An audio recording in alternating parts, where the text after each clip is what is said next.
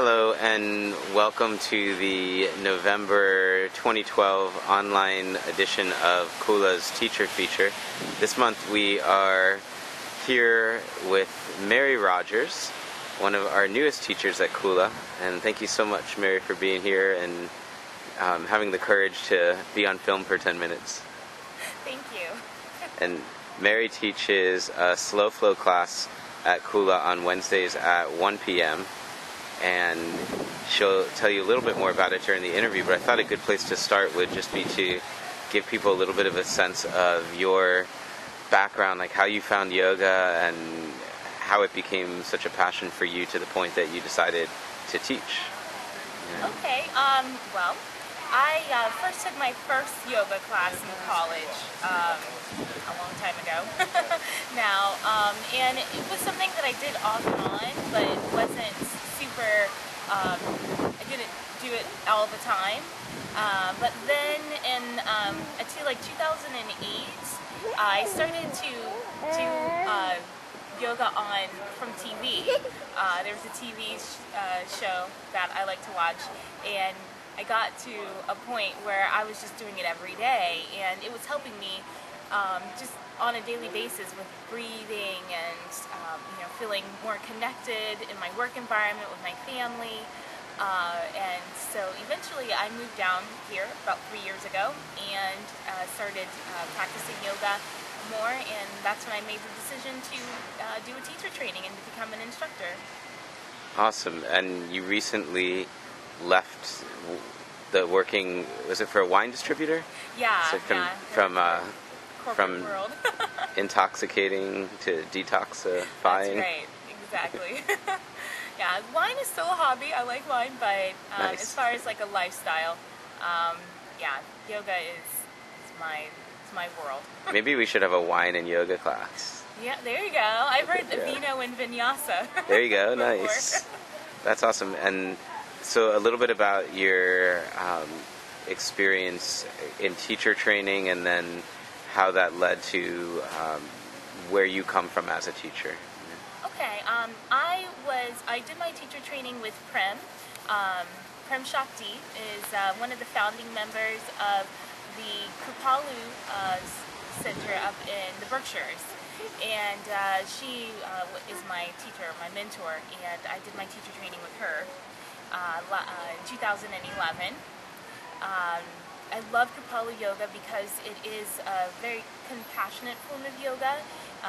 It's a very self-inquiring form of yoga, so you do a lot of internally asking yourself, how am I feeling in this posture? How's my breath? And just noticing the body and coming from that place of awareness first through your practice. I started doing a lot of super active yoga when I first started practicing yoga, but it was when I really got into more of the meditation behind yoga that's what really spoke to me as a teacher, and so that's why I teach what I teach now, which is Kripalu Yoga, with a little bit of a vinyasa element to it, which is why my class is called Slow Flow, because I kind of fuse the two worlds together. Cool. So that's kind of where I was going to ask you to go with it, because similar thing when we sat down with Audrey and she teaches another slow flow class, and so flow sometimes implying in people's minds that it's fluid and it's faster and then slow. So I always think of just like this somewhat hypnotic groove and more of an emphasis on mindfulness in that. Is that kind of, does that do it justice? Yeah, I mean, exactly. I mean, you're going a little bit slower, of course, in your posture, so it's just giving you that time to really get inside your body, to really connect with the information it's giving you. And absolutely, then it kind of takes on kind of a very calming practice. It's still challenging to the body, but by going in, there's this element of peace and calm and just as much surrender as it is willful practice. So you get that true balance in your practice. It's that you take off your mat into the world, into your everyday life. I love that, and it's it's so great. I feel like as a studio that is really our emphasis is to create a sacred space for people to be able to explore themselves more deeply, and it's really the historical roots of yoga as a whole. And so often you hear how in the West we don't care about the real essence of yoga, and it's just another workout method. And yet every day I'm surrounded by people like you that are telling me and embodying something totally different than the stereotype. Yeah, and I think that, and I mean, a lot of people do seek or first come to yoga for that physical exercise, or to perhaps they're runners, or they do other kind of physical exercise, so they're looking for a good stretch. So we never judge why you come to yoga. It doesn't matter. Exactly. Because we all know yoga is more than just the asanas, and over time you start to just notice, and you just notice the difference it brings to your life. So whatever brings you to your mat brings you to the mat, but eventually if you keep practicing, you'll notice there's even more changes that happen on a more subtle level, from your personal relationship with other people to your personal relationship with yourself.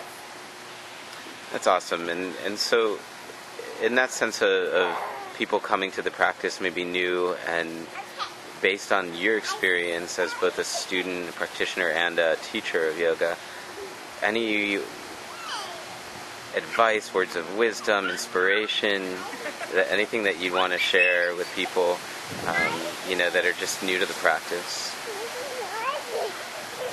I would say, first and foremost, give it a little bit of time. Like, come to your yoga, and perhaps you can only do it once a week.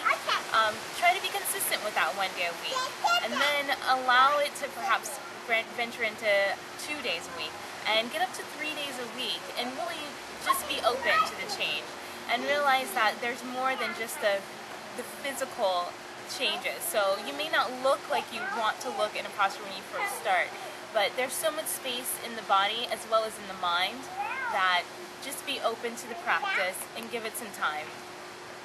Awesome. Thank you so much, and thank you for being at Cooler. You're such a light. It's so great to have you there and share your energy, and being newer to the studio. It's I hope this interview gives a lot more exposure to you and to people, so they can some of that light can rub off on them too. And I know that everybody will be so happy to welcome you to this space. So thank you for being here and for doing this.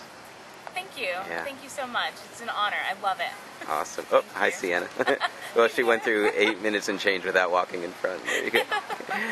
Namaste. Namaste. Thank you. Bye.